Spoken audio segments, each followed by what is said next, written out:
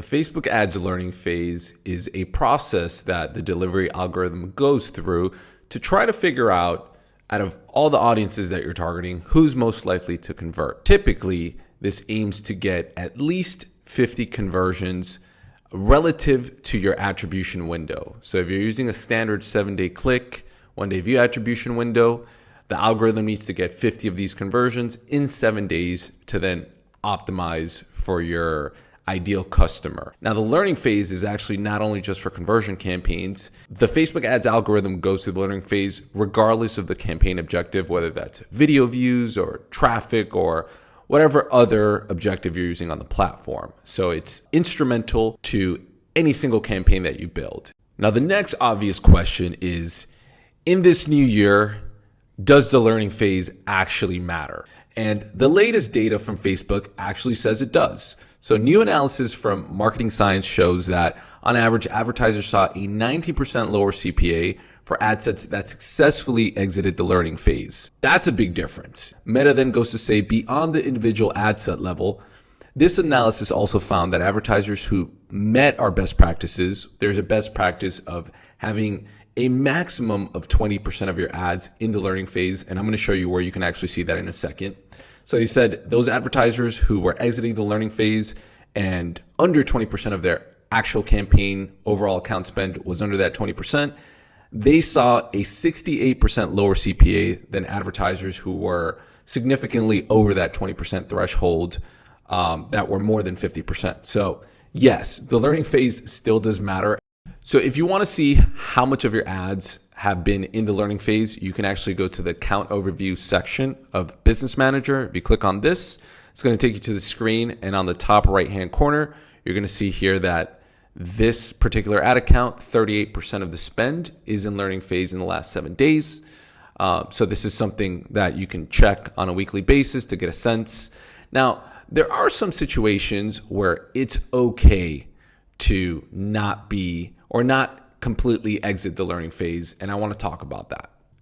So there's two main reasons where it's okay for your campaigns to not reach the learning phase. Number one is testing. If you're doing any kind of testing where you're going to learn some information that's going to change the way that you run campaigns or optimize campaigns, that is a situation where it's totally fine. In fact, I work with many clients who have separate creative testing campaigns where they're testing every 2 weeks. And these campaigns often don't exit the learning phase. However, they reveal to us early indications of ads that are performing well, which we then end up rotating into our main campaigns. So doesn't exit the learning phase, but we do get an actionable learning that's valuable to the business in that scenario. Now, the second scenario where hurting the learning phase is okay is if you're making a optimization that can improve performance.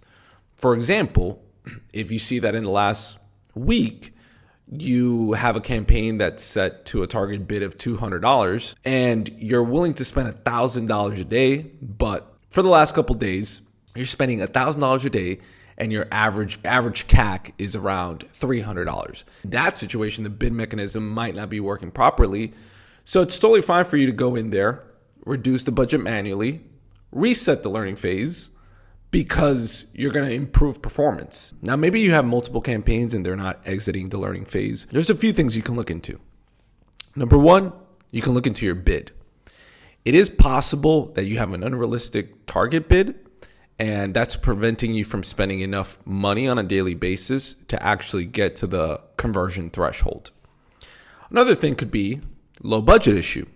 Maybe you don't have enough money spending on a daily or weekly basis to be able to get to those 50 conversions. A third reason could just be poor performance from your campaigns in general. So maybe your ads are not well optimized, or the landing page that you're taking people to isn't well optimized, or maybe it's a combination of the both. So you might have exorbitantly high cost per acquisition, and with your budget, you're just not able to get to that 50 conversion threshold in time. So a question I would have in this situation, if you had multiple campaigns, is why don't you just consolidate them? Why don't you just go from 5 separate campaigns to 1? Is there a business case why you have separate campaigns? Is there, different product lines? Is there fixed budgets? If you don't have a real strong business case, it probably makes sense just to consolidate.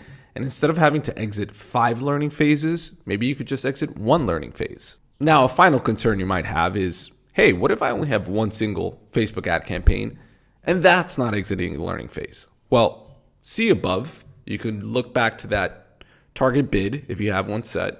You could look back to a low budget. Maybe you need to reanalyze your ads and your landing page. There is one situation where you might never exit the learning phase. If you are just in an industry where most of the conversions tend not to happen online. For example, if you're selling, homeowners insurance or something that someone needs to take a very long time to convert, in those situations, you might get, leads and sales here and there, but you might never be able to scale up to the point where you're getting 50 of those on a weekly basis. And in that situation, you just sort of have to manage your expectations. If you're getting results and you're happy with the results, you might not exit the learning phase.